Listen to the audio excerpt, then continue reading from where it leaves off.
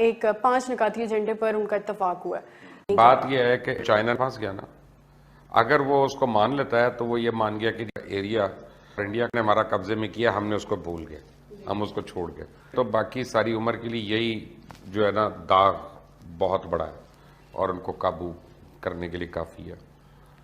जहाँ तक रह गई बात क्या कहते हैं कि इसमें पेशरफ्त क्या हुई, तो जो सफारती सतह पे बातें होती है ना वो इसी तरह की ठंडी मीठी अच्छी होती हैं, लेकिन जो ऊपर बैठे हुए हैं उनके सिपाही वो अब कुड़ कुड़ करेंगे कि अगर यही करना था तो हमें क्यों बिठाया भाई यहाँ पे और अब वापस बुलाओ। तो ये इतनी आराम से ख़त्म होने वाली बात नहीं है, ये अभी लगेगा पता। और इंडिया का रिएक्शन जो है ना, इंडिया चाहेगा कि इसको डिले करे, डिले करके डिफ्यूज़ करे और चीज़ों में फंसाए।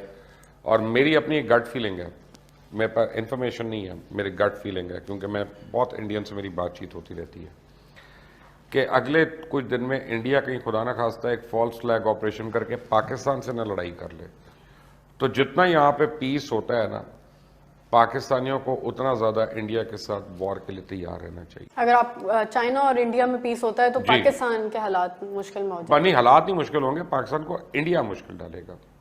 सर, इंडिया एक तरफ तो सुलह की बात कर रहा है, लेकिन दूसरी तरफ ही पेंगोंग त्सोई में उसने 2 कैंप्स और लगा दिए हैं ताकि चाइना की पीएलए की जो पोजीशन है उसको ऑब्जर्व। जब ये इंडियंस गए तो उन्होंने वहां ऊपर बैठ गए, अब चाइनीज ऊपर गए, उन्होंने हवाई फायरिंग की और उनके लिए जाना मुश्किल हो गया।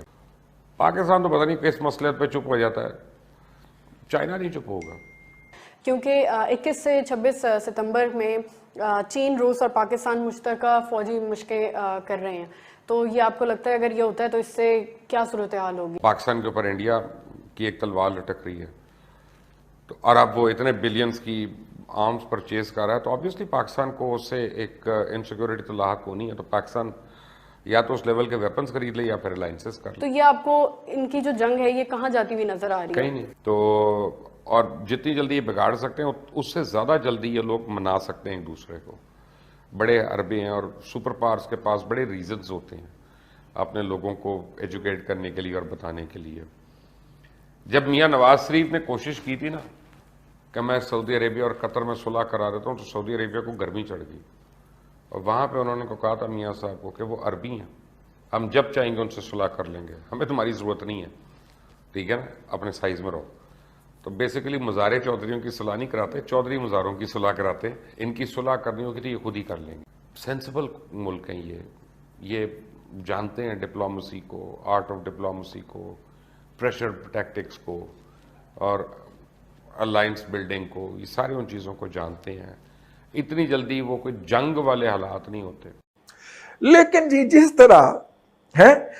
जिस तरह इंडिया ने पंगेबाजी की है चाइना के साथ, ठीक है, और अगर आपको याद हो तो जब भी हमारी फौजी हुकूमतें मुश्किल में होती हैं तो कोई ना कोई जंग छिड़ जाती है।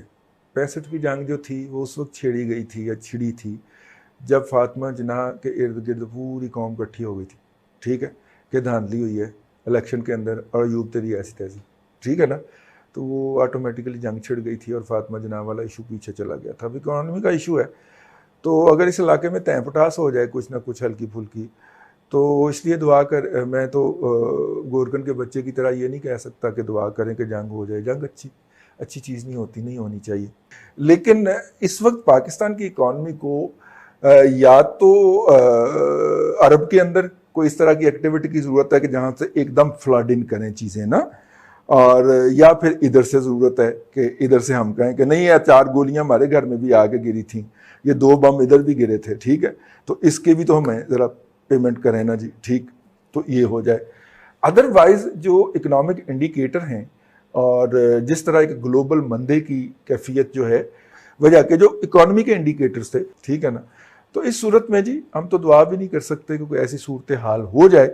लेकिन ये जो इंडिकेटर्स हैं वो यही बता रहे हैं कि जान इसी से छूटेगी। 1993 के समझौते के अनुसार इस बफर जोन का उपयोग केवल दोनों पक्ष पेट्रोलिंग कार्य के लिए कर सकते हैं। यह बफर जोन किसी के भी कब्जे में नहीं माना जाता है।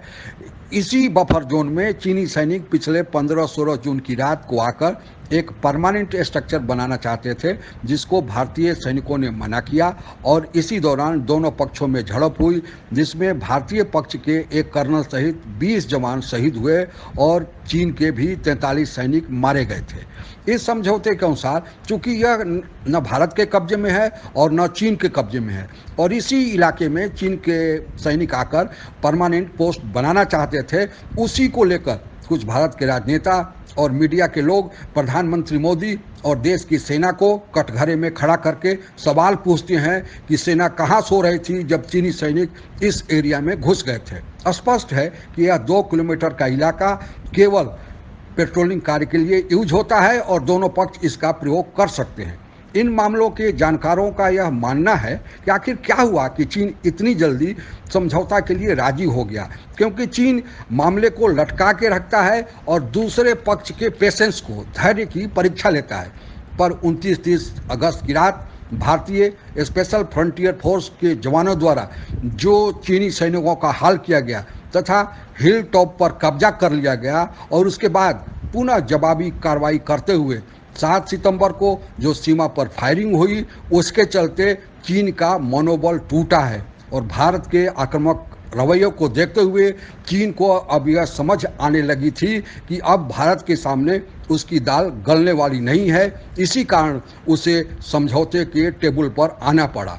पर चीन इतना आसानी से मान जाएगा, अभी उस पर विश्वास करना जल्दीबाजी होगी। युद्ध अगर टलता है तो यह दोनों देशों के व्यापक हित में होगा, पर एक बात तो तय है कि चीन की प्रतिष्ठा विश्व मंच पर बहुत घटी है। आप अगर हमसे जुड़ा रहना चाहते हैं तो कृपया मेरे चैनल को सब्सक्राइब करें तथा बेल आइकन भी दबा दें ताकि नई वीडियो की जानकारी तुरंत आप तक पहुंच जाए। धन्यवाद। जय हिंद।